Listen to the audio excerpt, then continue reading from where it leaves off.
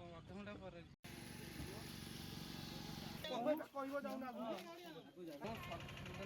ସରକାର ବି ଦାୟୀ।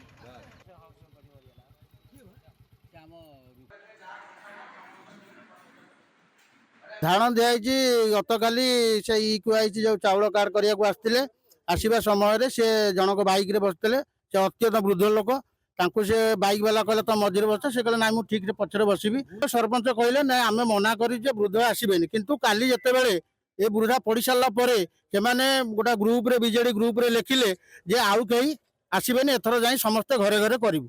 ମାନେ ଏଠିକି ଆସିବେନି ଆମେ ଯାଇ ପରେ କରିବୁ ସେଇ କଥାଟା ଯଦି ଆଗରୁ କରିଥାନ୍ତେ ତାହେଲେ ସେ ଆସିପାରିନଥାନ୍ତେ ଧାରଣାରେ ଆମେ ବସିଥିଲୁ ଏଥିପାଇଁ ଯେ ଆମକୁ ସରକାରଙ୍କ ତରଫରୁ କିଛି ସାହାଯ୍ୟ ମିଳୁ ଏମଏଲଏ ଆସିଥିଲେ ଏମଏଲଏ ତାଙ୍କ 5,000 ଟଙ୍କା ଦେଲେ ହରିଶ୍ଚନ୍ଦ୍ର ଯୋଜନା ସରପଞ୍ଚ 5,000 ଟଙ୍କା ଦେଲେ 10,000 ଟଙ୍କା ଦେଲେ ତାପରେ ସେ କହିଛନ୍ତି ଆମେ ଯୋଉ ଏଠୁ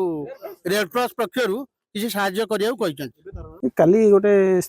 ବୁଢୀ ଲୋକ ଆସୁଥିଲେ ଟିପ ଦେବାକୁ ଯୋଉଟା ସରକାରଙ୍କର ଯୋଉ କରିଛନ୍ତି ଇକେୱାଇସି ଦେବାକୁ ଆସୁଥିଲେ ତାଙ୍କରି ଲୋକ ତାକୁ ନେଇକି ଆସୁଥିଲେ ଗାଡିରୁ ପଡ଼ିଗଲେ ୱାର୍ଡ ମେମ୍ବର ଆଣୁନଥିଲେ ୱାର୍ଡ ମେମ୍ବର ସ୍ୱାମୀ ଆଣୁଥିଲେ ସେ ବାଟରେ ଚାଲି ଚାଲି ଆସୁଥିଲେ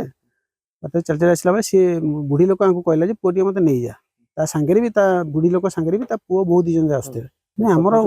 ୱାର୍ଡ ମେମ୍ବର ମାନଙ୍କୁ କୁହାଯାଇଥିଲା ଆମର ସବୁ ୱାର୍ଡ ୱାଇଜ କରାହେଇଥିଲା ଯୋଉ ଗୋଟିଏ ୱାର୍ଡରେ ଆମର 19ଟା ୱାର୍ଡ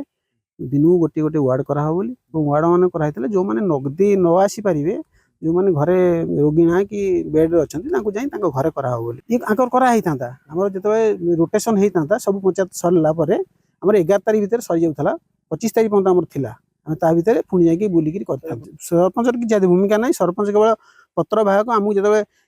ଏମଆଇ କହିଥିଲେ ଯେ ତମେ ଡିଲର ମାନଙ୍କୁ ସାହାଯ୍ୟ କରିବ ଆମେ ଡିଲର ମାନଙ୍କୁ ସେଇ ପ୍ରକାର ସାହାଯ୍ୟ କରୁଥିଲୁ ଯେ କେମିତି ଆମେ ସୁରୁଖୁରୁରେ ଆମ ପଞ୍ଚାୟତ ଲୋକ ଇକେୱାଇସି କରନ୍ତୁ।